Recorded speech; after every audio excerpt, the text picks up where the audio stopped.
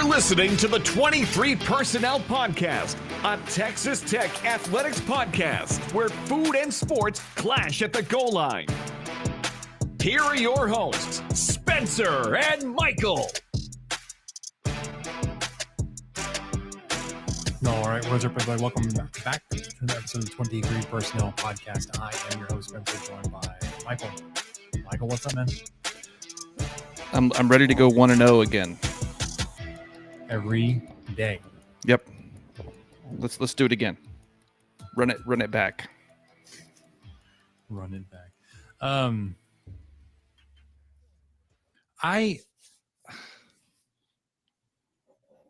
It's been a while. And I don't know. There's a few years since Texas Tech has started off this way, and it seems to look like they're going to be 3-0. I don't know what to do with my hands. We've had tough non-conference matchups, and we have not gotten through the non-conference schedule unscathed. So it's like usually like we're 1-1 at this point, or 0-1, and it's like what are we doing? 2-0 and make everything look easy. Being ranked this early in the season,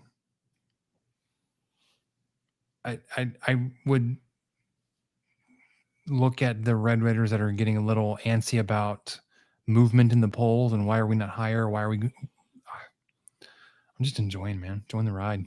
Exactly. That's where I'm at. I mean, we can take our shots at Alabama and, you know, how they moved up after Arizona State dropped out completely and all that, and how UCF is 18 after beating two ranked opponents. But anyway, it'll all work itself out pretty much. Yep, pretty much. Yep. Just keep winning. That's all you can do. Go 1-0 every week. Just keep winning. You know how we can win, Michael, is by getting more of y'all's 5-star reviews, especially on Apple Podcasts. I will continue to ask for you guys to renew or update your reviews. And if you leave us a 5-star review, I'm going to read it. And I'm going to do it now. Oh, you're starting it. You're doing it live. Doing it live. We're going to do it live. Well, they got mixed in, so hold on. Let me get a good one. Apple, what are you doing? I want the most recent ratings. Why would they blend them? Because like the first rating, we got 4 stars from 5 years ago. And the one right underneath that is one from August 29th of this year. We got 2 from the 29th, 1 from the 27th. Then back to November of 2024. Then 3 years ago. Then 5 years ago. Then 6 years ago. We've been doing this a while. Okay, so the numbers are going up, but I can't obviously read a review unless you actually write a review. We love the reviews. Don't get me wrong. Give us 5 stars. If you're not bold enough to write it out, that's okay. I'll still take a 5-star review. But if you write out your review, I'll read it. I may even get Michael to read it with a voice. We'll see. To do that, you need to leave a review. Those listening now, just go over there. We're going to talk about some football things. While we're wrapping up last week's Kent State wrap up, just type out a review. Let's go. We're going to start this week talking about Kent State. Obviously, the TNT broadcast. Michael, you were at the game, so you didn't get to see it. You didn't get to take it in live like most of us did. I say live. You and I probably watched it about the same time. Yeah, pretty much. We're going to talk about Terrence Carter, Reggie Virgil, special teams penalties, some Saturday night shenanigans. We will look around the rest of the Big 12, what they did. Then we're going to preview Oregon State or Oregon, depending on what part of the country you're from. Oregon State. Those that are hesitant or they don't want to believe so much in the coaches poll, the AP poll, S&P Plus really likes what you've done so far. You had a big jump in the S&P Plus this week. We'll give you what that matchup's going to look like against the Beavers. Yeah, man. Give you our projections, then look around what the Big 12 is doing this weekend, this upcoming weekend. Got games Friday night and a handful on Saturday. You do have 4 teams on bye. There's a basketball schedule drop this week. We have questions. We have what do we learn? It's going to be a full episode. So let's jump in. Michael, now that you had a chance to go back and watch some of the broadcast, the TNT production, what were your thoughts? What did you perceive? I was very impressed. I knew that it was going to be hard to beat coming in. It seems like they were actually caring about Texas Tech and hyping up Lubbock. And I know that they will do that for the other Big 12 locations that they'll be visiting, which is going to be great for the conference. But selfishly, I really enjoyed getting to be part of it in week 2. I think they broadcast a game in week 1. I did not catch that, but I'm sure they brought the type of respect that they did and the production value that they did. So I was just thoroughly impressed by it. I didn't sit and watch the entire game later. What I thought I would be able to do is go to Hulu and watch the DVR because it automatically records every Texas Tech football game. But Hulu did something weird to me. It recorded it it was simulcast on True TV. And on Hulu, I have both the East Coast and West Coast versions of that channel. Same with TNT, but for some reason it only recorded on one of the TNT channels. So I had 3 recordings of it, or so I thought. So I deleted the 2 True TV ones because I figured those commercials would be awful if I couldn't fast forward through them. And lo and behold, that somehow deleted all 3 recordings. But I am an HBO Max subscriber, and I thought, well, let me just log on to there because it was supposedly simulcast on there. Brother, you could just go find it. You can add it to your watch list. You can watch the whole thing. You can fast forward through commercials. You can drag, drop. You can do whatever you want. It's great. So that is a perk on its own. For those of you who do subscribe to HBO Max, you will have a pretty easy time going back and rewatching a Texas Tech game. Now, I don't know how long it'll stay up there. It may be, there may be a shelf life, but I think it should be pretty easy to go back and rewatch. Yeah, so I watched it on Hulu. I did not have issues with the DVR. I was able to watch the game on the Hulu DVR on TNT. I don't know if that would have made that any bit of difference watching on that or versus True. I did enjoy the broadcast production. I enjoyed the preparation that the crew went in. I'm not like the biggest fan of Golick Jr., but like he's definitely grown on me the past week with his praise of Lubbock and the Texas Tech program, depending on who you're talking to. I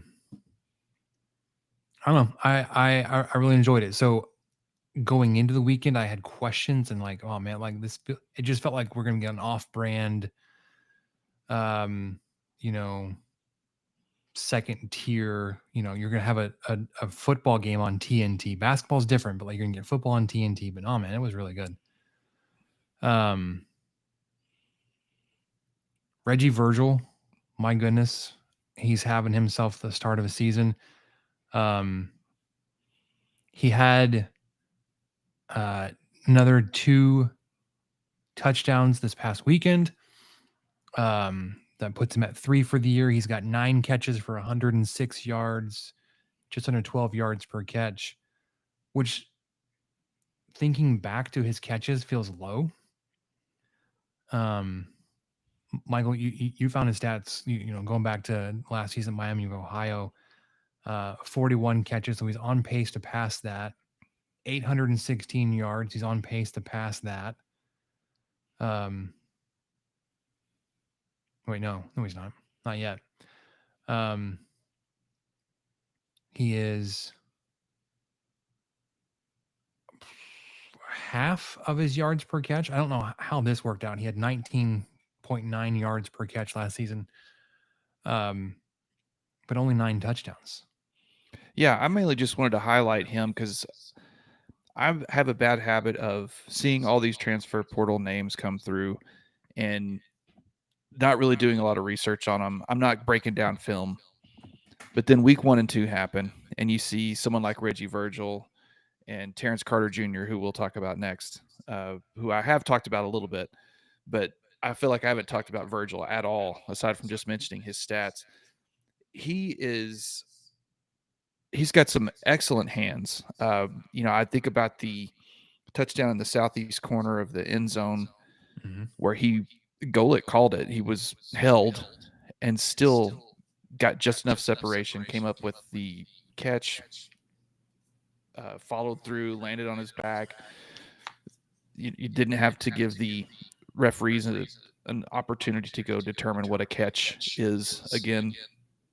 So, I mean, that was just one of the several catches that he's made for Tech so far in weeks 1 and 2 that have really impressed me. And I just wanted to kind of celebrate him a little bit, especially because he came in. I knew he was a senior, but I assumed that he was a guy that had come in and played at Miami, Ohio for, every game. But that's not the case at all. He really didn't play much on the field until last year, at least as a wide receiver. I think he spent quite a bit of time on special teams and, at least getting into the games. But he had 1 catch per season his first 2 seasons in 22 and 23. Then he had 41 last year. He has 9 so far right now. So I don't know. I don't know if they would call it taking a chance on him, really, because they're just basing it off of 1 season. That was very impressive. But I think they saw the potential there and the talent there. And I'm glad he's here. Glad he's a Red Raider. Man, me too. I don't know not how true it is, but like how much smoke there is to this. But McGuire said that there's a possibility for Virgil to get an additional year of eligibility, and whether or not he would come back and use that year or go on, play professionally. But man, if you can get another year, Virgil, early return, say that would be very, very nice for you. Yeah, I wondered that too. That seems like it's a possibility to me, but we'll see. Terrence Carter, I think we mentioned him during our instant reaction, but I didn't mention this play in particular, and I really wanted to highlight it. So he had that big 50-yard catch just before halftime, and I kind of wanted to go through how incredible it was. I know that you guys probably have seen it. You've probably dissected it yourself, but I remember watching it live, and I thought, man, I've got to bring that up on the instant reaction. Then we recorded like 8 hours later, and I didn't remember. So anyway, our guy caught the ball at the 35. He made a defender miss at the 25. That defender dove for his feet and came up empty. He made contact with another defender at the 16 and then shed him off at the 10. So kind of drug him with him and shed him off at the 10 when another defender contacted him. So that other defender kind of helped shed off the one that was already on him. So he shows up at the 10. Carter proceeds to drag him for another 7 yards to the 3 before he's finally slowed down enough for another defender to come in and bring him down. So those of you doing math, that's 32 yards after the catch. And he took 4 defenders along for the ride. EFFORT effort. Incredible. I mean, he's been so exciting to watch. He was surprising to me to see how, and I mentioned it after the first game, how he moves more like a slot receiver. You just don't think he's that big and tall if you're just watching him move, and then you see the players try to tackle him and you realize, yeah, this man's gigantic. Yeah.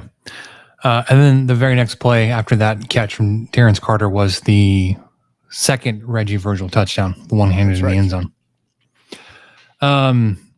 Special teams penalties, it was touched on in the Monday morning press conference, but again, it's really the only area that has been glaring so far.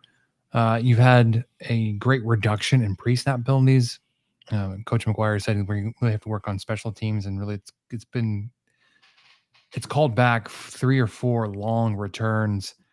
And he said, like, well, I can't remember if this was a McGuire quote or if it was a quote from another podcast I listened to, but talking about how, like, where would the special teams group rate, or where would Tristan Gentry be as a returner if all these returns stood without these penalties?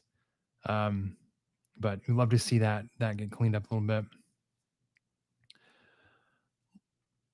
The something else I wanted to take, I do listen to the Locked On Tech podcast with Cowan and Level, and I did want to bring up a point that Level made that I appreciated, and it was talking about Adam Hill, and he said, Adam Hill is a perfect, like, late third quarter, fourth quarter running back, especially against teams that you've just been punching in the mouth all game long and they're just done with it.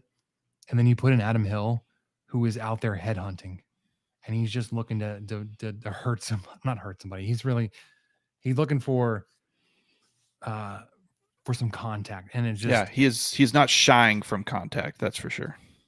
Yeah. So it's a great compliment to end the rushing game with throughout the span of the game, is you put somebody in there like Adam Hill there towards the end, where the defenders are kind of worn down, they're tired, they're looking to get down, and Adam Hill's fresh and just, man, he's hitting people. We did mention in the post game, he's the first running back this season to eclipse 100 yards, the only one to do it so far.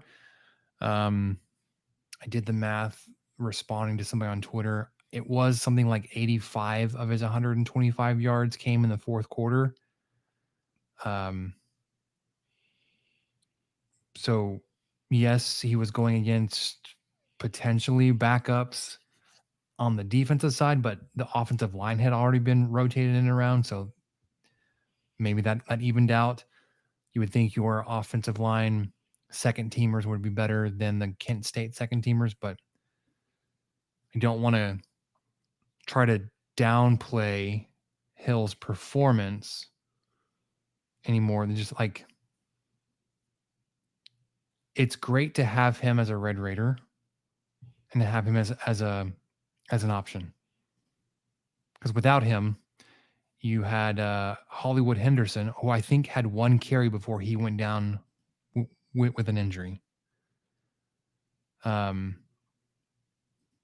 you would be even more in trouble. You'd probably be, moving Roy Alexander back there full time at this point, or looking at all kinds of other options. But without Joyner, obviously we talked about how Cam Dickey and Jacoby Williams would take a step up, and then Adam Hill is getting some of those back end into the game type of carries. But he had himself a game, and if we continue to see Adam Hill in the fourth quarter, it's fantastic. One, I think that bodes well for how the game has gone. But two, to Level's point, like, he's just going to be in there bruising people when they're done. They're tired. They want to get to the end of the game, and you got fresh legs and somebody that's looking for contact, not wanting to go down. So I had one more thing to add on the game. I want to pat myself on the back because I don't get to do this very often. Oh. So Texas Tech won 62-14 versus Kent State. Your humble podcast co-host had a Texas Tech score of 63-13. So I was off by 1 point in both directions. That maybe it's close to where we're going to get. That's right there. I don't know if we've ever gotten it that close. Fantastic work. Thank you. Thanks so much. I did watch the film. I studied the film. Went through a lot of Kent State film last week. Yeah, it shows. Got some legitimacy lended here to the 23 Personnel podcast and our predictions. That's right. So when we tell you Texas Tech is going 12-0, we know what we're saying. Yeah, when I predicted in August that Texas Tech will lose their away game in Morgantown, that's still gonna be right. Yeah. Last thing from the weekend, it was brought up in the press conference, and it was I didn't know it happened until things were coming out reporting on Monday. But cornerback Amir Boyd was arrested Saturday night. McGuire was asked about how that would potentially affect his eligibility and playing time on Saturday. And one of the things that like reporters just have to understand and learn is that like you don't feed your source the answer to the question you're looking for, because he basically just said, yeah, you said it. It's going to be handled internally, because he told him, or he asked him in the question, how will this be handled, or will it be handled internally?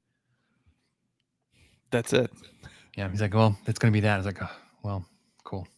Not that I think he would have said anything differently, but it's just one of those things. Like, and I don't know how new this reporter is and into his profession. And I don't know how I would have, how I would have handled that, because it's not something it's a delicate situation to ask about, right? Like, hey, you had a player arrested. It's been kind of quiet. Let me bring some light to this. How are you going to deal with it? I'm not saying I would have done it better. Hindsight, with some media training under my belt, I would not feed an answer to a source in a question.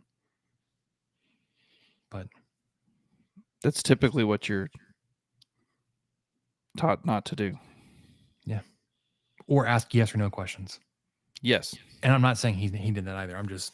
No, he didn't, because he started out with how will this be handled? That's a great question. Stop there. Yep, right there. Say less. All right. I watched a few minutes of the press conference. Essentially, was going through some of McGuire's comments about prepping for Oregon State. He was very complimentary, as you would expect. He said the Beavers, Oregon State has had some really crazy moments in games. And he said, I'm sure they'll have those fixed. I think mainly he's talking about their special teams troubles this past weekend versus Fresno State. He did provide additional context and talked about how their long snapper had been injured, so they were going with their backup. And he missed like 3 or 4 snaps that threw off those number of plays, kicks, punts, whatever it was. One of those ended up being returned for a touchdown. And I was like, the punter didn't do himself any favors on that one. Like it was like a drop kick, almost like he kicked the ball off the ground. And it like almost line drived into a Fresno State player, not even like the primary returner, but it seemed like not deep enough into the kickoff, the kick coverage team that they knew what was going on. So he had a leg up, but was able to take that just off punt and return it for a touchdown. End up going, and it affected their special teams play the rest of the game. Michael, it from your notes, it looked like Oregon State ended up going for 2 the rest of the game and ended up failing on converting any of the 4 attempts they had. Right. And I didn't dig deep into that. I don't know if that was because 2 of them were rushes. So it's possible that they tried to kick it and the snaps were just so bad that they had to run it and make something up. 2 of them were passes. I don't know if those were designed passes either. So there were 4 special team. They did not attempt a PAT all game. They did. All of their points after touchdown attempts, though, were 2-point attempts. But I could not tell you exactly what led to each of those decisions. I don't know if stuff fell apart or if eventually they just decide, heck with it, we're going to try to just get a 2-point conversion. Yeah. He also talked about the just the health of the locker room and not so much like physically healthy, but he talked about he's a high strong belief in just the overall health of the locker room. It's a healthy locker room, and that the teammates are bonding. He said there was a handful of different guys that went out dove hunting this past week together. He mentioned some of them were limiting out on Thursday. And he said we hit home runs with the coordinator hires and what all good they've done so far, obviously on the field, but within the program. Going back to his previewing of the game, he said he mentioned their quarterback, their running back, and their top receiver are all going to be problems. We're going to talk about that in the preview, in the sense that, like, obviously Malik Murphy was very highly rated, highly recruited out of high school, then also coming out in the transfer portal. You should recognize that name. Played at Texas, transferred to Duke, played there. Now is at Oregon State. It's a big guy, huge arm. He said they're going to focus on getting him off his mark, which I think a lot of people are, in Lubbock and Red River fans are excited to hear that. It's like we're going to dump a lot of pressure on this guy, see how he does. He mentioned, like I said, they're really good running back and their lead receiver Walker. And then also talked about their defensive edge guy, number 25, Nico Taylor, who's a big dude, 6'5", 265, and then a safety. Overall, said they're just a bigger, better team than what they've seen so far this season. He said they're going to challenge us up front, but we're really excited about the opportunity to see where we are and what kind of front we're going to bring against closer to a Power 5 program or a Power 5, depending on how you want to, classify Oregon State. And then he's also asked about the offensive line, specifically Scurry and Zambrano, and how they were coming along. Both of those guys, if you haven't been paying attention to the participation sheets, both of those guys have played in the first 2 weeks. Howard Sampson actually went down for a little bit in game 2 here. So Ponton flipped over to left tackle. Zambrano moved in to right tackle. He's also played some as a guard. He's also said Scurry was able to get in. Both of them have played in both of the first 2 games and are working their way back, but also competing and really pushing the guys that are ahead of them. So having 7 guys that you feel very confident and comfortable with, I think gives you a lot of flexibility and options if something were to happen or things were to change along your offensive line. But not that, he didn't say those guys were going to unseat a starter that had, started games 1 or 2 just yet, but that they're working their way back and along, and that they've each participated so far. And then the last guy he was asked about Marcus Ramon Edwards, a defensive back and an option there at star, also potentially at running back. When his clearance comes, he is practicing, but he is in a reduced contact role in the sense that they're not allowing him to be tackled to the turf, to the ground, but that, running back or primary ball carrier, ball handler was something he was very familiar with in his his high school days. So that may be something that they can use as a glass break emergency type of situation if we need a third or fourth running back, something else were to happen, that Marcus Ramon Edwards may be that type of guy, if not Roy Alexander. Lastly, no surprise, defensive tackle Skylar Gill-Howard named Big 12 Conference Defensive Player of the Week, credited with 4 tackles and then obviously the pick 6. Michael, I was looking at that play. I've watched that play so many times. What I think is interesting to note is the personnel grouping on the field at that time. And you had you had Lee Hunter blow up the center. Skylar Gill-Howard's on the field, but also was AJ Holmes. So you didn't have your 2 defensive ends, You had AJ Holmes kind of filling in like a strong side defensive end, like just a bigger guy. You kind of rolled with like a nose tackle and 2 defensive tackles, or maybe Gil Howard was playing more of a strong side defensive end role.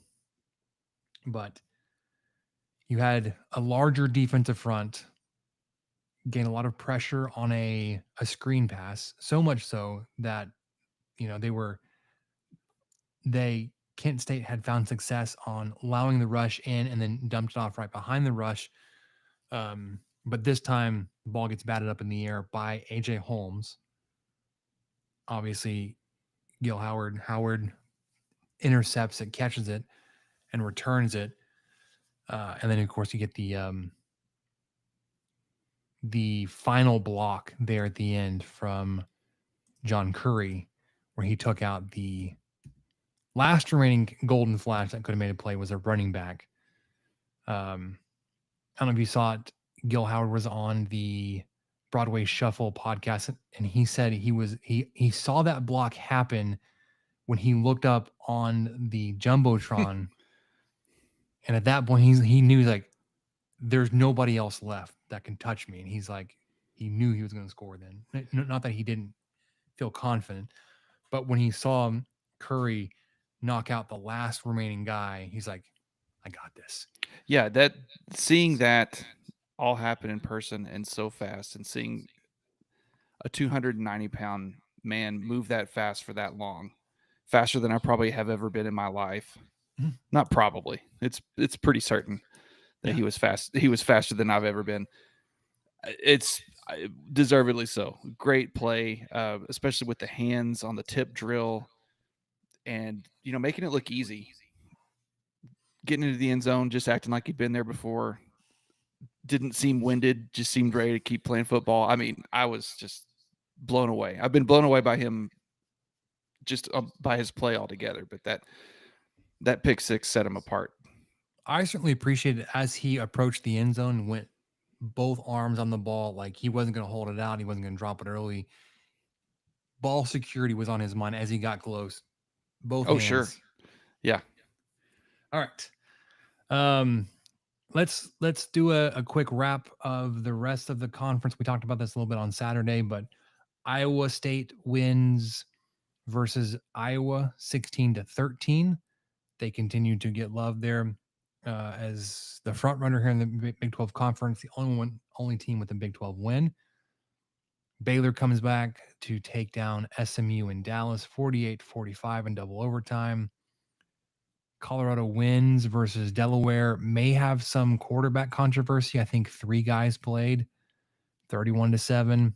Oklahoma State absolutely obliterated in Eugene 69-3. I saw so many people talk about it. Their worst program loss in like 120 years. Ooh. So hate to see that. A lot of those screenshots from the game that Oklahoma State beat Tech like 66-3, or 66-6. It happens, man. Yep. The fan with his head down with the guns up. Yeah. Love that. Bowling Green falls to Cincinnati 34-20. Cincinnati does not cover, but they do pick up the win. Kansas loses at Missouri 42-31. I don't know if you kept up with it, but there was that Big 12 officiating crew mishandling of a kick that apparently, supposedly, Dorkowitz knew that was going to be wrong, but still trying to see if he can get away with it. Yeah, send out the punt team just in case. That was something I saw right before we hit record. I don't know if that is actually true, but like, why would you claim that? But also, like, of all the things to reprimand and remove a crew from, like that feels like an inconsequential. Like, okay, they allowed a team to punt on a free kick after a score rather than score and a penalty rather than kick off. It's just like of all the things you could have had a problem with, you focus on that one, huh? Oh my goodness. Sorry. My computer will restart in 14 minutes, so we get to deal with this again. Hooray. West Virginia falls to Ohio. Coming into the weekend, we saw that line kind of shrinking. They were like, man, what do they know? They knew something. Ohio takes down the Mountaineers 17-10. It's not look good for the Mountaineers. Utah wins comfortably versus Cal Poly 63-9. Army knocks off Kansas State 24-21. Not looking good for Matt Wells and the Purple Wildcats. North Carolina A&T falls to UCF. How could they? 68-7. Houston defeats Rice 35-9. This one went final as we were doing our instant reaction. Arizona State falls and Starkville 24-20. And let me look.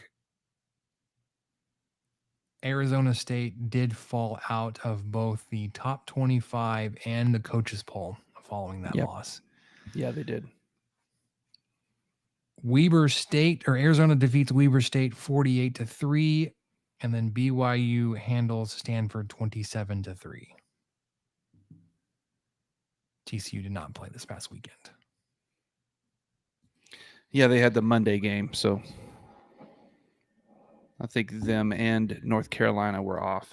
That must have been a very, very long bye week for Tar Heel Nation. Yeah, I bet.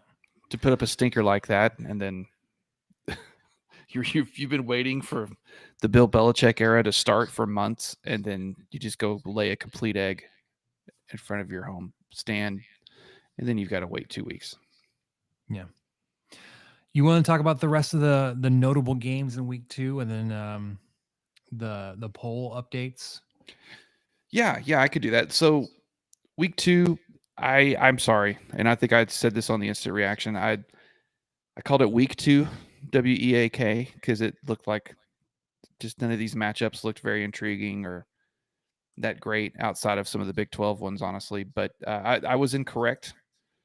So, there were a lot of good games throughout the day. Most of them were Big 12 games. Ole Miss did take care of Kentucky 30-23 in Lexington. And I believe Ole Miss was trailing at one point. Oklahoma is back, folks. They hosted a fellow ranked opponent in Michigan, won 24-13 in Norman. And then the battle of the 4-letter universities in Pacific and Mountain Time, or maybe it's just Pacific. UNLV takes down UCLA 30-23 in Las Vegas. So the top 25 update, you've already talked about some of it. So Arizona State lost, and therefore they went from number 12 to out, because how dare you lose to unranked Mississippi State on the road on a last-second play. Iowa State went from 16-14 with their win over Iowa. Utah continues to climb a little bit. We have who they played. They beat the crap out of them. Oh yes, Cal Poly. They beat Cal Poly, which jumped them up 5 spots, because that was a really, really good win. Whereas Tech went only 4 spots up, or 3, I should say, because I can't math. So Texas Tech went from 24 to 21. Still receiving votes, though, were Arizona State. Arizona State is 26th by the votes. I think BYU is right behind them. And then you have TCU a little bit further down, and Baylor just receiving a handful of votes still. The coaches poll, kind of a similar juggling, if you will. Arizona State is out. They were number 10 last week. Iowa State went from 18 to 14, so they moved up a little bit. Texas Tech went from 23 to 20. Utah was unranked last week. They were not impressed with Utah's first win, but they are now number 21. And BYU is in the coaches poll at 25 for both weeks. So they've got, we talked about it a little bit, and actually Coach McGuire brought it up in the What's Next podcast about USF being ranked 18 despite having 2 ranked wins, one at home and one on the road, while Alabama's, I think, back in the top 10 after. Anyway, yeah, there's just always going to be some bias and stuff there, and you kind of take it tongue-in-cheek a little bit, but at least theoretically, when all is said and done in late November and December, people actually start to do the right thing and start to actually look at the games that were played. And that's all you can do. That's all you can do. Play the games in front of you. Try to win as many of them as you can. And let the rest of it fall where it may. So I'll start on the Oregon State Beavers preview. Spencer, it looks like he's got some possible computer issues going on over there. This week, Oregon State comes to Texas Tech. It's 2:30 p.m. on Fox. Looks like a nice, beautiful day. High of 85, sunny. Should be a perfect day to go watch some football. If you're able to go, please go. Texas Tech comes in with a big jump in the S&P Plus, which Spencer had already kind of alluded to. We are looking at a 12-spot jump from 23 to 11, and that's overall. That's not just offense or just defense. That is from 23 to 11 in the S&P Plus. So they really like what Texas Tech has done in these first 2 games. Oregon State, on the other hand, is 97. So it's a pretty big disparity there. They are led by head coach and defensive coordinator Trent Bray, who, let's see, I think he took the job. I think he's been in the Pac-12 for a while, kind of floated around. But one of the things I wanted to highlight, and I know Spencer will have a little bit more to say. So Oregon State lost last week. We've talked about that. Lost to Fresno State. We kind of talked about how they did it. Bad snaps. Just awful special teams play. Game ended on a pick 6. I mean, what can you do? So I kind of am adopting to the theory that Oregon State's not as bad as they looked last week. I just don't think they are. So I was doing a little bit of research to try to figure this out, if I believe myself or not. And I came across this guy named Bill Oram with the Herald and News, who wrote, and I took this personally. This became my Super Bowl. He wrote 1,112 words about this game, about Oregon State versus Fresno State. 735 of them were on Bray dropping an F-bomb at the halftime. There was so many mentions of decorum and composure and all that, whatever. Pearl clutching 101 is really what it was. There were 377 words on the game. And, I don't even know if I'm going to read them, because whatever. But yeah, he just rubbed me the wrong way. I don't know what his role is there. I don't know if he's like a beat reporter there that may possibly end up in Lubbock. All I know is that if anyone in Lubbock looks at him wrong, he's going to clutch those pearls, get on his soapbox, and just type away. He's going to type through it. He's going to write 1,200 words. 400 words will be about the game. 800 will be about some perceived slight. But yeah, I mean, I've got to read some of this. Hang on.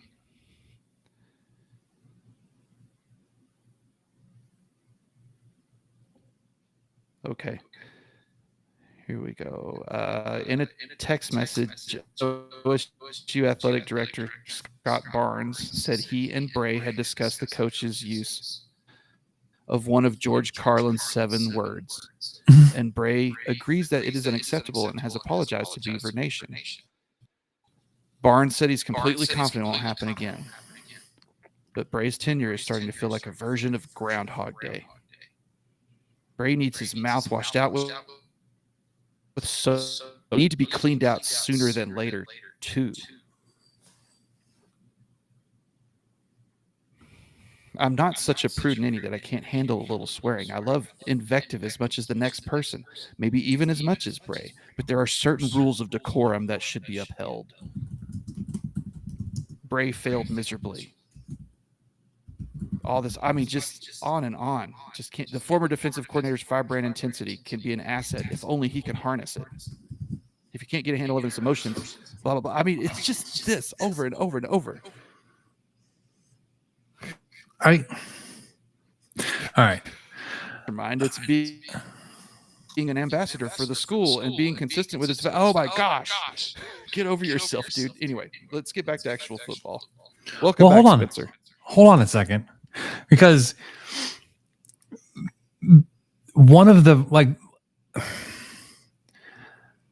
that ground ball punt that returned for a touchdown happened a few minutes before this interview happened. I don't know if I would have had the composure to say anything else in that moment.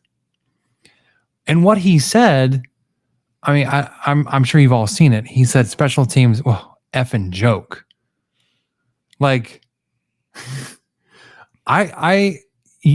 y'all have heard some of my post-game instant reactions. Like, so some of the reviews I'm asking you guys to help us bury. In essence, no. I've said worse things about this is a head coach in the heat of the moment. Like this beat reporter can just suck it up, man. Like this is almost the morbid curiosity, like something that you hope to see when you ask a coach a question in this setting. You're almost hoping for this. So when it happens, like, you set him up for this. You wanted realness. You wanted reaction. You wanted emotion. You put a microphone in front of his face seconds after something epically bad had gone down. I would want to see my coach have that kind of fire too. I don't know. I appreciate, like, I thought it was kind of funny in the sense of, like, yeah, man, I get it. Like, you're fed up with it. But then this beat reporter kind of lost me. He's like, dude, you just shut up. All right. Yeah, I mean, listen to this too. He even brought up this, where he said 3 years ago, well before Barnes persuaded him, and Barnes, I guess, is the athletic director, persuaded Bray to take the head job and stop the bleeding caused by Jonathan Smith's overnight getaway act. Bray had insisted that he harbored no aspirations of becoming a head coach. And now you have to wonder if everyone should have listened a little more closely when he suggested he was at his best as a coordinator. Goodness gracious. Because he dropped an F-bomb on TV because the man was frustrated. Get over it. Yeah. This. Okay. Back to real football. I'm officially done with that now. My Super Bowl's over.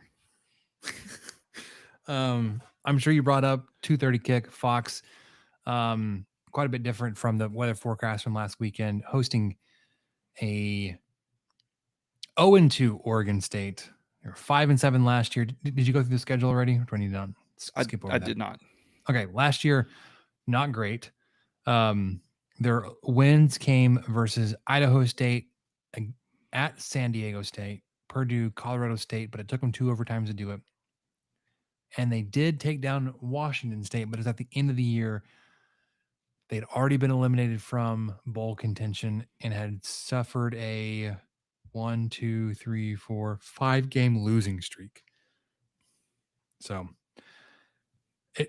impressive they were able to pull together for their one conference game of the year and take down Washington State, but all was lost at that point.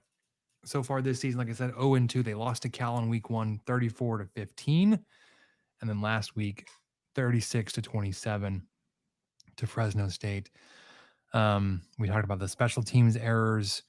They had a Fresno State pick 6. Penalty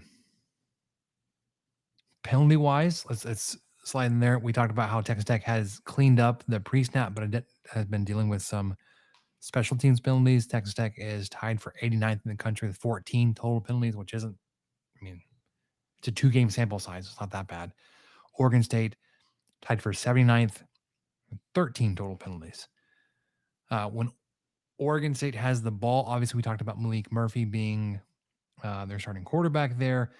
They are led by Ryan Gunderson as the offensive coordinator, runs a pro-style system, has some 2-back sets, looking for some downhill running play action, and they've found some success in the air,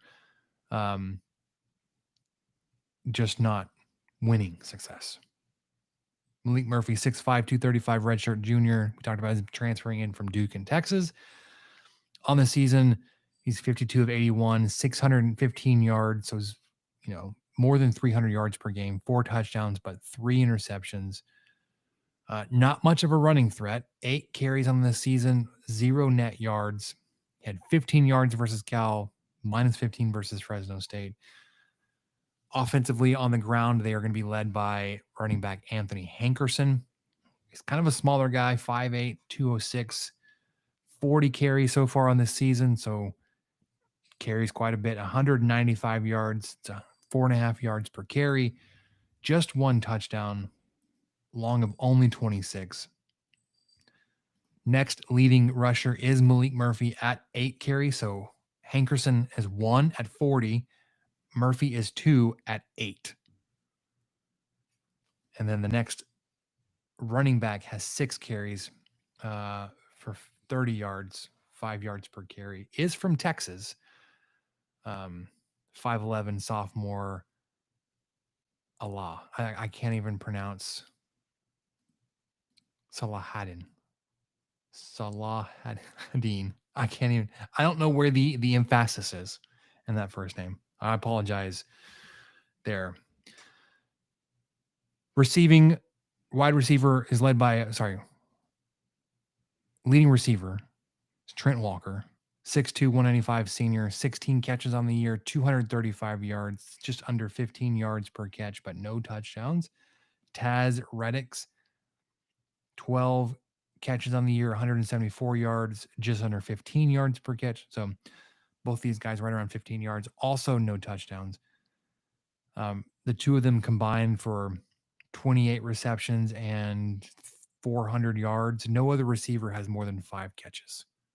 So when we talk about their trio, it is Malik Murphy, Anthony Hankerson on the ground, and then Trent Walker, but also Taz Reddix through the air.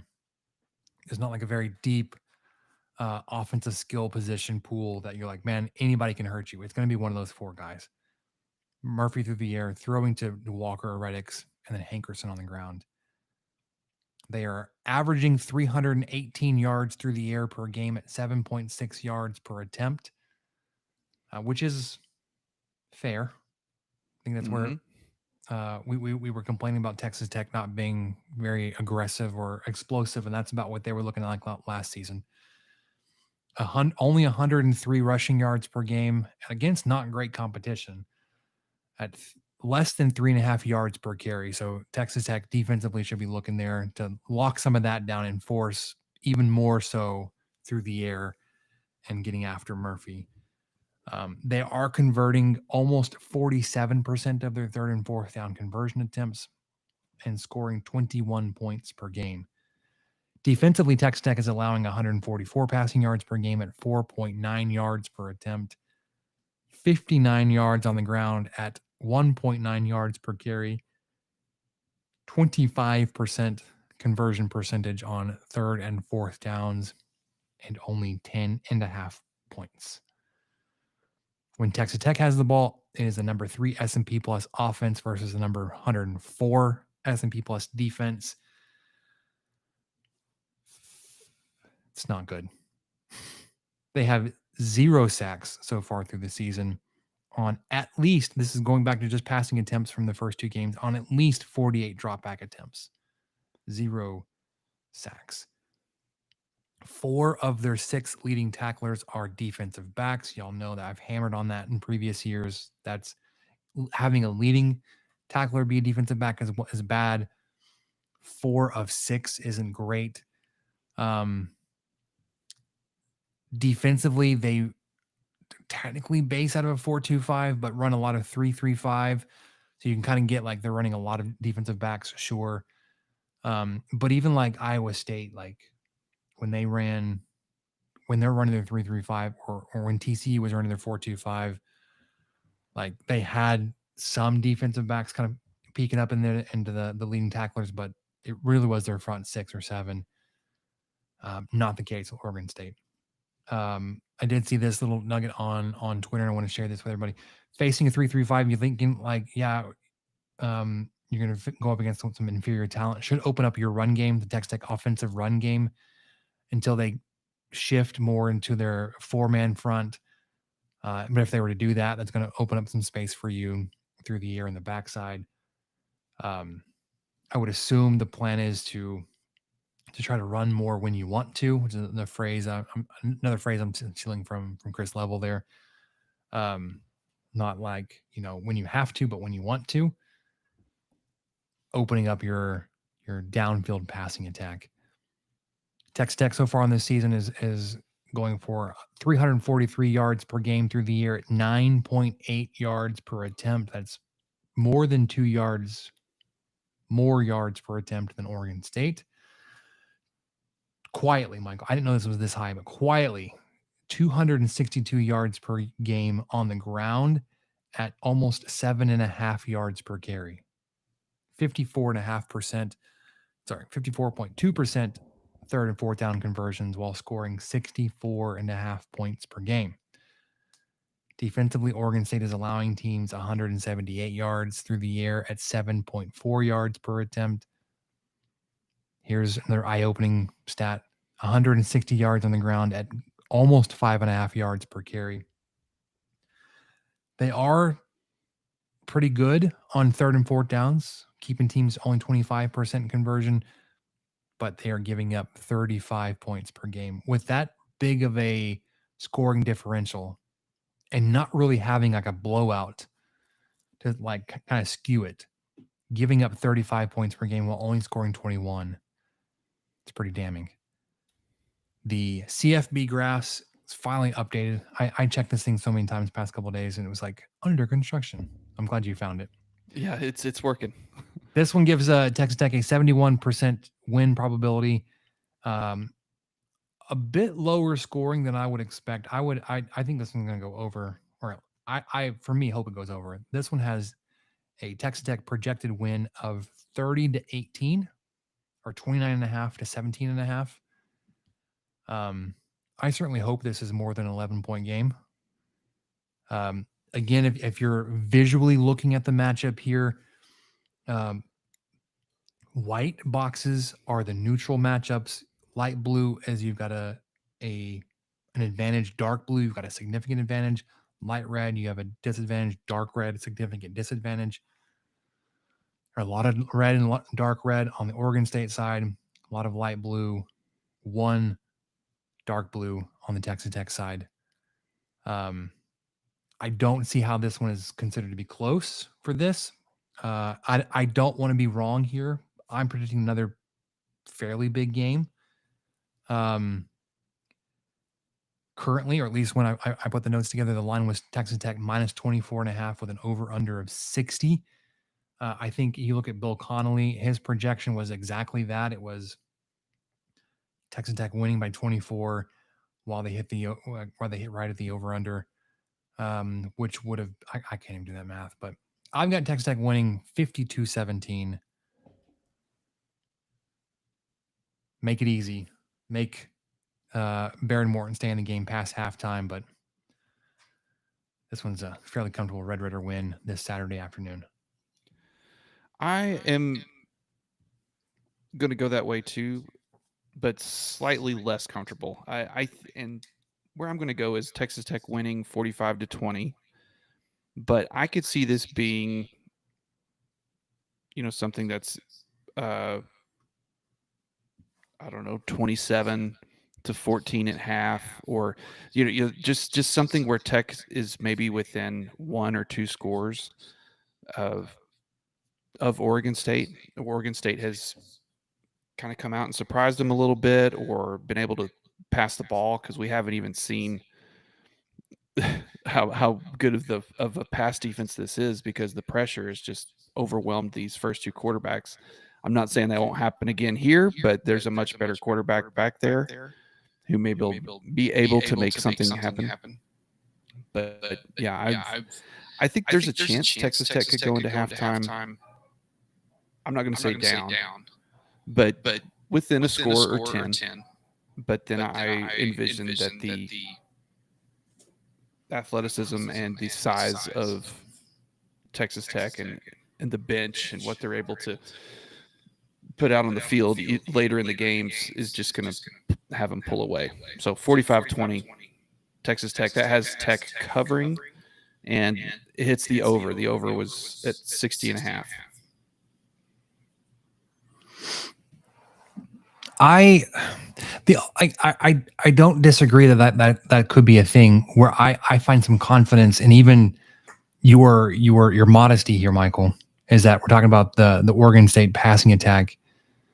Advanced stats here, their EPA, so expected points added per, on a drop back, they're still below average.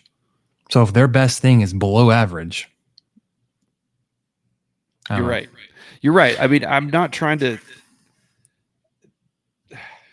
I still think Tech will win handily, but there could be bumps along the road on this one. And I just have trouble believing Oregon State is as bad as they've looked. Surely there's a little bit more there. We'll find out on Saturday. If my 52 points comes true, they will still be averaging more than 60 points per game. Oh, gosh.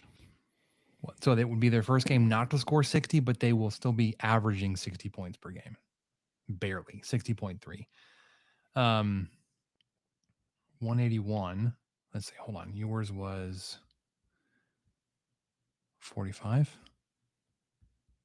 It would drop them all the way down to 58 points per game, Michael. Ooh, sorry. Sorry to be negative, Nancy. Through 3 games, though, that's a pretty good score. That's pretty good output there. Let's look around the rest of the Big 12 really quickly. Friday night gets us started. Colorado at Houston. Houston is a 2.5 point favorite there at home. I have less of a grasp on this game now than I thought I did 3 weeks ago. Colorado, I don't know who they are. Connor Wegman for Houston, well, a lot worse than I thought it was going to be. So I don't know what you're going to get from this. Houston at home. A 3-point game, sign me up for that, just for interest's sake. What about you? Yeah, I hope to get to watch some of this, because I have not seen enough Houston this year. Their first 2 games, I think the Rice game, it took them a little bit to come alive, but they basically dominated their first 2 games, and that's not something we've really seen in the last couple of years. So the fact that they're favored against Colorado is kind of a sign of that. And so I hope I get to watch some of that. I think I would take Houston here. Kansas State at Arizona. This is non-conference, correct? I believe so. I think this is non-conference. I think Colorado at Houston is conference, though. Yeah, I think this was a on-the-books non-conference game from a few years ago. They just left it as non-conference. Kansas State at Arizona. Arizona is a very slim favorite. They're 8 p.m. kickoff on Fox. I think this has a lot more to say about Kansas State's slide than Arizona State. Sorry, Arizona being all that great. I think while still early, I think early season returns much easier to see negatives than positives. So yeah, you can say like Iowa State may not be as good as they've looked because of just who they played. you can definitely say Kansas State has some flaws because of what they've done so far this season.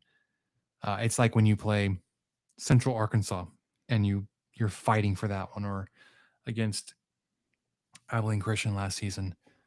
Um, Struggling with those or losing those types of games has a whole lot more than winning. So I think Kansas State's slipping here enough to where Arizona beats them. I have a hard time seeing that. I would still take Kansas State on the road here.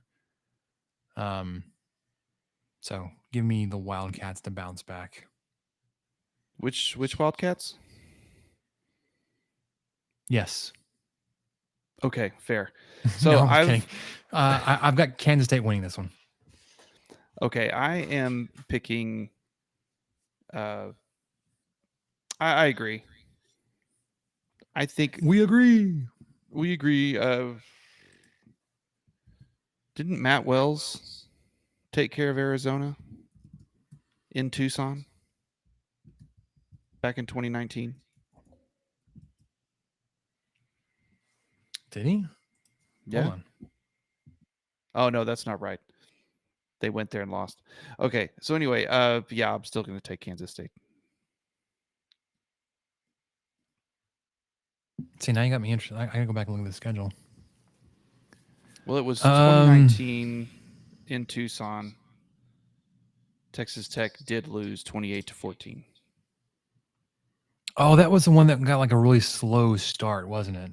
It was real close for a while, and then Arizona pulled away late. This was still Kevin Sumlin was there, right?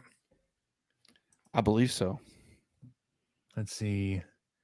It was 13-7 at the half, so exactly half. So yeah, Arizona scored 15 points in the fourth quarter. Texas Tech scored 7 in the third, 0 in the fourth. Alan Bowman threw for 307 yards. Armand Shine was your leading running back.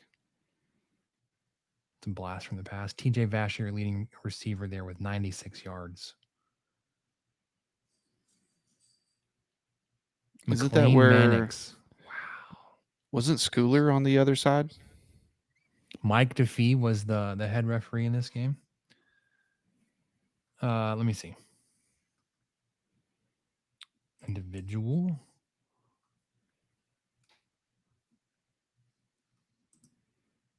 Nope. Jordan Brooks. 13 solo tackles. No, I mean Schooler was he playing for Arizona? Oh, he would have been. Yeah, he was their second leading tackler on that night. Right. With 8 total tackles. Yeah. So that was the one good thing to come out of that game. Yeah, he's like, hey, there's a team I can go play for. Yeah. All right. Sorry, we got distracted there. Yeah, we did. It happens. Saturday, Samford at Baylor. No line here. Baylor's going to win that one. That's going to be fine. Northwestern State at Cincinnati. Cincinnati's going to get game. They're going to win 2 in a row. Pitt at West Virginia. Pitt must be not very good this year. They're only getting 4.5, even on the road. I know it's a rivalry, but this one's got like a 10+ point margin for me. I don't know. I don't see this one being that close. I think it's just going to be ugly. So I would take the points. I'd take West Virginia plus 4.5. Wow. I think someone's going to win by 3. Iowa State at Arkansas State. That's kind of an interesting thing. They're going on the road there. They are a 3-touchdown favorite on the road. Give me the Cyclones with the points. Same. Cyclones. Abilene Christian and Texas Christian. Are they both the same denomination here? Yes. Can't confirm. What do we do? And they're both purple. TCU. Yeah. Yeah, TCU's going to win. Utah at Wyoming. Utah getting 22.5 on the road in Laramie.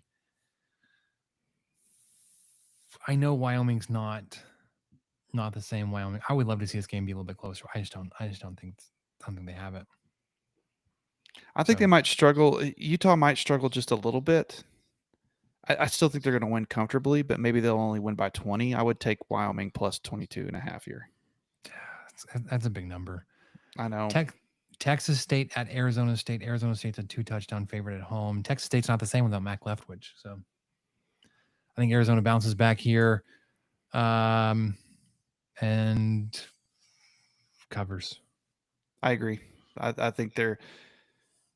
I think a lot of people took the chance to rain on their parade a little bit last week and just bring up how I think Scattaboo was all they ever had. But man, I still don't fully believe that. I think they're a pretty solid team who had a bad first half of football. So yeah, Arizona State cover minus 14.5. I also think they were looking for a reason to put down the Big 12. So like when a team struggled on the road against a Power 5 team, they're like, oh well, of course it's Big 12's not as good as they thought they were. Oh, against SEC, oh yeah. So already mentioned BYU, UCF, Kansas, and Oklahoma State are off. Oklahoma State's probably needing this week off to regroup. Do you think there's going to be some changes, or would we have already seen that? I don't think so. I think if they were humiliated at home by a Big 12 opponent, possibly, but I don't know what they're going to be. I think they're pretty much married to Gundy at this point, unless he decides to leave. Like, what do you do about that? Like, I don't even know. I mean, obviously, you got to fire him, right? If you can afford it. Season. Other notable games this weekend: Clemson at Georgia Tech. Are the Tigers as good as everybody thinks they are? That's my take there, because Georgia Tech, I think, is a pretty solid team. They're not ranked, but that one looks interesting to me. Georgia at Tennessee, early SEC conference matchup here. Man, I would love to see Tennessee humble the Bulldogs. Yeah, and speaking of Bulls, sort of, USF heading into Miami. Miami's currently ranked number 5, so that's a cool matchup. USF starting out 2-0, as we've mentioned several times, just because it's fun to bring up. Heading into a top 10 home game, in-state rivalry, all of the things. That sounds like a good place to be. I'm not a believer just yet, and I know that like this would be confirmation bias if they were to lose against Miami. Like, oh, see, USF's not that good. I don't know. I don't know yet. Arkansas at Ole Miss and A&M at Notre Dame. I think A&M at Notre Dame would be more interesting to me than Arkansas at Ole Miss. Yeah, there's something about seeing some of these, as much as I'd say it, some of these SEC schools go against each other. I do like seeing Arkansas. I don't want to say I root for them, but they seem like a scrappier team, scrappier school, at least on the football side. So you kind of respect the grind, I guess. Yeah, A&M at Notre Dame, that kind of started out slow last year, but that turned out to be a pretty great game, if I remember right. Interesting that you left off Florida traveling to LSU. Does Florida get it back? Or is it just going to be LSU rolling? LSU's all the way to number 3 in the polls. Louisiana Tech gave LSU all they could handle last week for 3 quarters. Yeah. At home. Next week, looking ahead, Texas Tech on the road in Salt Lake City, 11 a.m. big noon kickoff on Fox, announced this week. We'll get more into the preview, obviously, when we come back next week. Gus Johnson and Joel Klatt on the call. I will, not that history has anything to do with it, and the big time matchups you've had, on the premier Fox call when you've had Gus and Joel, not gone your way. So I hope that goes against history here. Hope it Yeah, goes I your way. distinctly remember. I think there was a Kansas State game that was particularly bad. There was an Oklahoma State game in Lubbock that started off okay. I think Gus was Um, calling one with Deuce Vaughn where he was practically asleep. Tech Yeah. was just getting rolled. All right, let's hurry this along. Get to basketball. I know we've been going a little bit longer. Basketball announced their rest of their non-conference schedule. We had the home schedule open, or the home schedule released. Now we had the entire release. So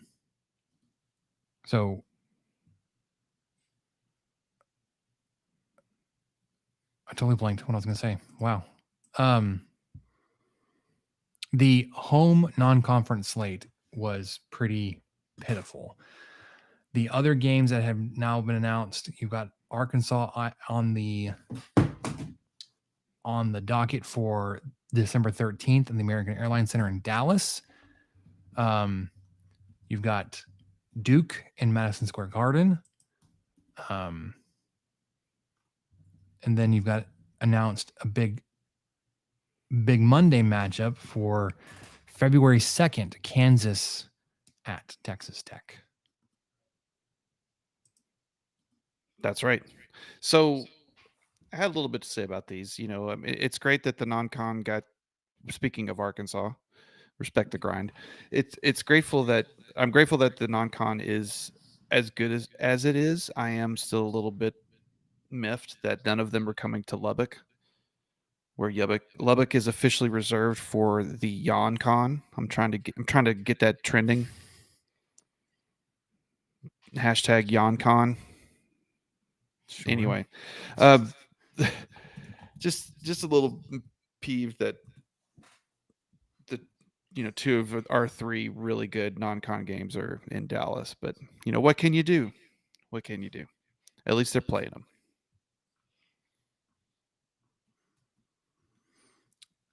Finally, the last bit of news. Well, here, look at the schedule, because we haven't mentioned at Illinois. That was a big one. Your non-conference schedule includes home versus Lindenwood and Sam Houston, on the road at Illinois, home versus Milwaukee, the Baja Mar Championship. You will face Wake Forest, and then Memphis or Purdue. Back home for New Orleans and Wyoming, LSU and Fort Worth, Arkansas and Dallas, home versus Northern Colorado, Duke in Madison Square Garden, and then home versus Winthrop. The last thing we wanted to touch on was the signing and official welcome to Latrell Hoover. He's a 6'10" or 6'11" freshman center out of San Antonio. Is officially doing the program, enrolled in classes, will be available, but I would assume is more of a project piece on the roster at this point. But I don't know how I feel about like signing big men and then having them develop and then go off and play somewhere else. That's where I feel like most of these guys have what most of them have done. Would love to see him stick around, but can't really hurt having another big man on the roster. So welcome to Raiderland, Mr. Hoover. That's right. Even if his main objective for a year is to try to block JT Toppin in practice. All right, let's get to your questions and then wrap this up with what did we learn. Yep. All right, Michael, you found this, so I'll let you set it up, and we'll go into how. Yeah, we'll just go. We will answer this once you ask it. God. That's how this works usually. Okay. Brains Zach Kitley, for those of you who didn't know, is of course a head coach now. Florida Atlantic, is that right? The Owls. Anyway, so Zach Kitley has a sponsored title. Anytime that he is referred to as the head coach in print, or possibly even at press conferences or whatever, he is introduced and referred to as the Haggerty family head coach. this seems like a first. Maybe not. There's probably other instances of this where someone has sponsored a job title. But my question to you, what family would you choose to sponsor your current job position? If you were sitting down with some other people, some families, some well-known folks in the biz, doesn't matter if it's in the business of your actual job, just who are you picking? Are you going Kardashian, Spencer? Mhm. You gonna get that coveted Kardashian sponsorship, Kardashian family media relations director, or what? Whatever your title is. I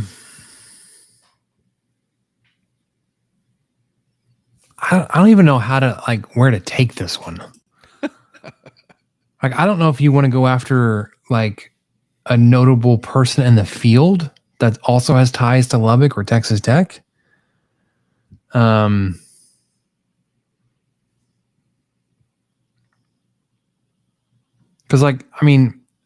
when I think about media and communications and marketing, and then the connections to Texas Tech, there are a couple names that are familiar to me. I don't know if they're familiar outside of my circles. I'm sure some people surely have heard of Chris Cook, but even then might be kind of a stretch for, like I said, outside of PR. So I don't know. I don't know where I would go with this one. So let me think about it while you give your answer. I would probably pick just a well-known name. I think that's where I'm going to go. And I'm going to bring back an old name. Does anybody remember Furs Family Dining? I could be the Furs family engineer. I would happily take that sponsorship. I don't even know if there's any Furs still open. But the sponsorship could just be some of those pan-fried potatoes, chicken fried steak, some carrot salad. I'd be fine with that. Maybe some their millionaire pie, whatever their pie is that was really good. So yeah, I could be the Furs family engineer. Your local neighborhood Furs family engineer. I'm actually a little surprised you didn't go with Ed Whitaker. Yeah, that's true. That would have been a lot better. Yeah, a little bit more actual relation to my job. So but no, I brought it back to food. As one should. As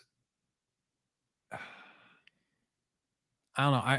I'm still stuck in trying to make the connection to somebody in the field and from Texas Tech. I would probably lean towards Scott Pelley or something.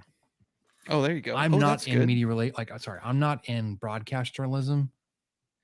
I do deal with broadcast journalists every now and then. It's not the main piece of my job function, media relations, but I would probably lean that way, just because graduate of Texas Tech, College of Media Communications.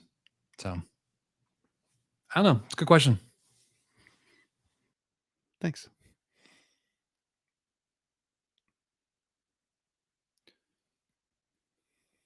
I can't hear you all of a sudden. Oh no.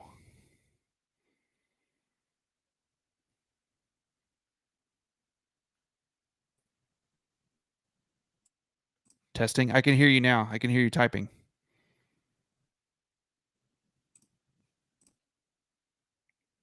Oh, we've lost Spencer.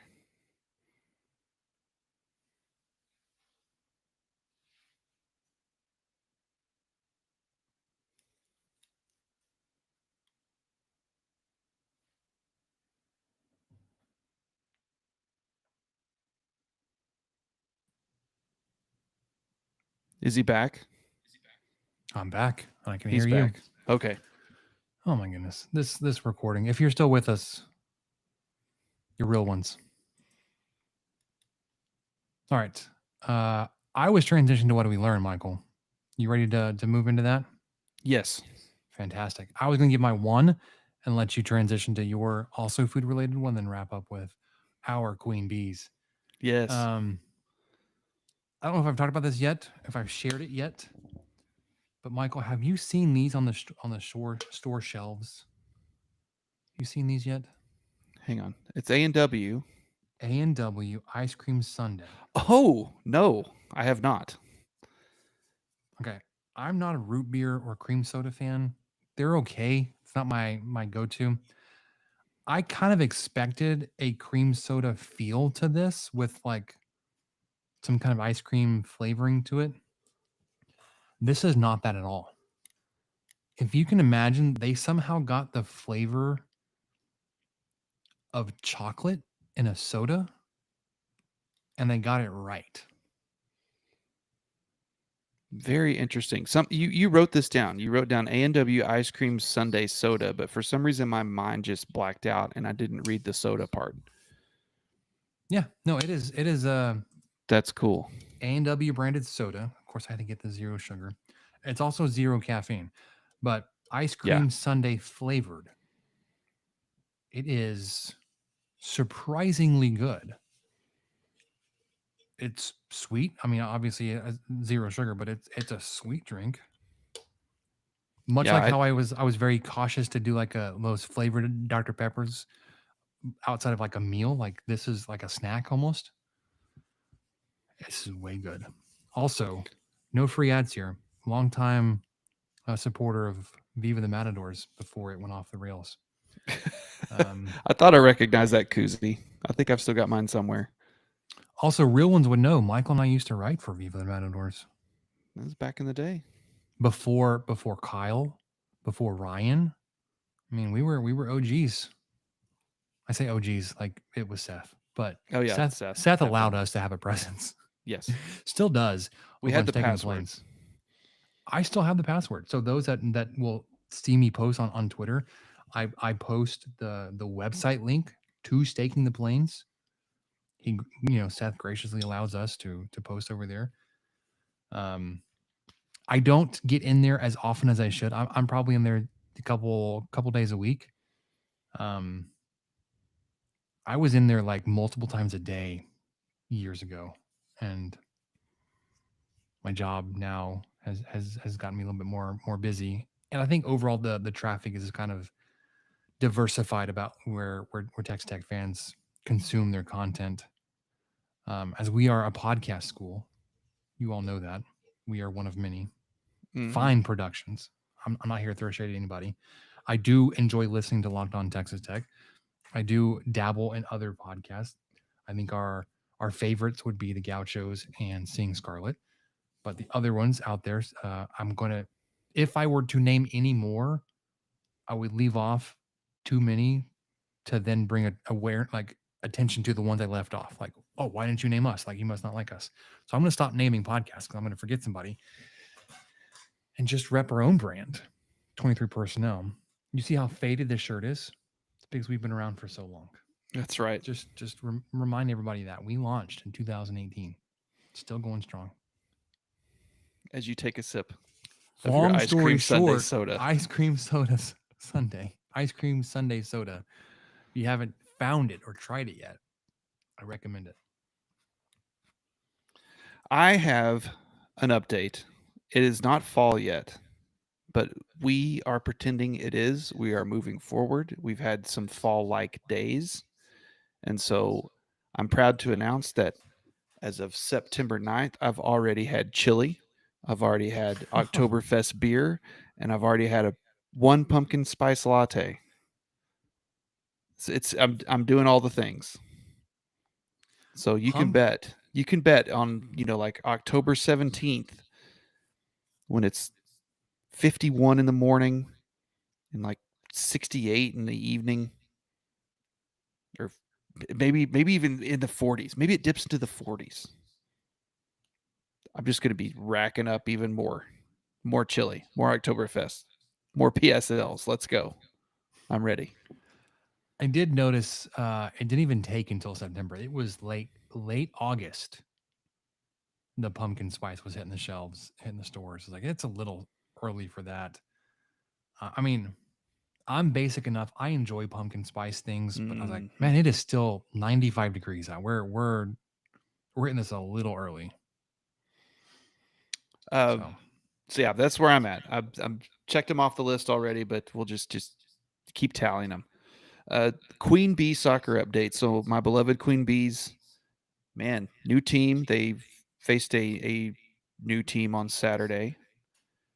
Can't remember the name of the new team, but had a really couple of really good players, especially offensively, and they got on the board first. So Bees were down 1-0 for a good portion of the game, bounced back, had several shots on goal. We swear there was some sort of voodoo, some sort of something that happened that would not let that ball cross the goal, except for the one time it did. There were at least 5 times where the goalie just happened to be in the right spot, or the ball hit the bar, or it just rolled to the side, whatever happened. So it ended in a tie. So the Bees are, they're on the board. They've got points because of the tie, but got to get some W's. Got to get some dubs, because this is the season where if they qualify and they get to represent LSA like they did last year, we'll be heading to Dallas about the same time the Red Raiders are. oh, Well, it depends on which one you're talking about, because our basketball team basically has a timeshare in Dallas, and so yeah, they'll that's be true. there. They'll be there in December. But football team, maybe about that same weekend. It's going to be great to find a hotel room. Can't wait. You have plenty of options in Dallas. Yeah, we were really in Frisco. Was kind of where we were, so that would be well away from beautiful Arlington. Excuse me. All right, last thing I want to touch on. I'm going to surprise this on Michael. We're trying to. We're in the market for replacing and upgrading our vehicles. Now that we're settled in, we've got Samantha working. Both Samantha's vehicles, especially, is kind of on its last legs. But she's also like, we don't need a truck the size of the truck we have. I was like, and I think it really came to a head as I drove back and forth a lot this summer, and it was 100-gallon round trip. Just do the math over that. Like every weekend I was coming up there was $300 in gas.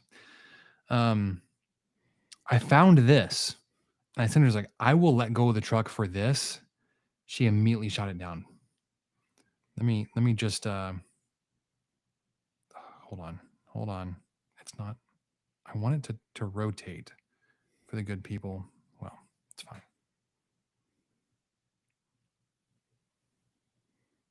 Oh, Stingray Corvette. Stingray Corvette, 75 Stingray Corvette, rebuilt. That's a family car. I was like, I don't need a truck. You Rebuilt only need motor. one person with you at a time. Any more than one person is distracting. So it's about safety, Spencer. I think it has Transmission. lap belts. What more do you need? New rear end. Picture of a very clean engine bay. Yes. They had a video of it, one backing out of the garage, and it's one of those ones that like, oh man, I can't even describe it to you. Like you'd have to hear it, but it's like it's low, it growls and rumbles, but like in the way that a muscle car is not like constant. It's not the same like per. It's that, oh man, it just gets you in all the right spots. I was like, Samantha, look, I will let go of the truck for this car, and it was a little bit less expensive than I would have been expecting. It was only $13,500. I was like, well, and do it's it. probably Let's do it. gets slightly better gas mileage, Exactly, and I or only need to get at least not worse. Maybe, possibly. I don't know. the way I would drive it. Yeah, that's where I was headed. I needed to get me to and from the office on days that we take two different cars. Okay. Yeah, yeah. It's just a commuter vehicle. That's all you need. Nothing fancy. You're going with like a 50-year-old car, man. That's what you're willing to sacrifice. Nothing fancy, just a 50-year-old car that astronauts used to drive. Yeah. With a V8. That's what I'm saying, man. And it was made just, out of fiberglass and could only, yeah, it's. I think it'd be great. I would actually love to see you crawl I would in probably and out have of to a Corvette. have to crumple in and out of that thing. All right, so that'll do it. There's for no us on graceful way to do it. Not even a little bit. Remember, I'm 6'4". Michael's also 6'4", probably 6'5", 6'7". This is No. all right. We will be back. I will be back Saturday night to do the instant reaction. We're gonna let Michael go. We'll be back Tuesday for the Utah preview. For Michael, I'm Spencer. We'll catch you guys next time. Thank you for listening to the 23 Personnel Podcast. Help us out by subscribing, rating the show, and leaving a review. Follow us on Twitter at 23 Personnel, Spencer at Punt Suck, and Michael at Michael_LBK. Be sure to catch the next episode. And until then, guns up and let the tortillas fly.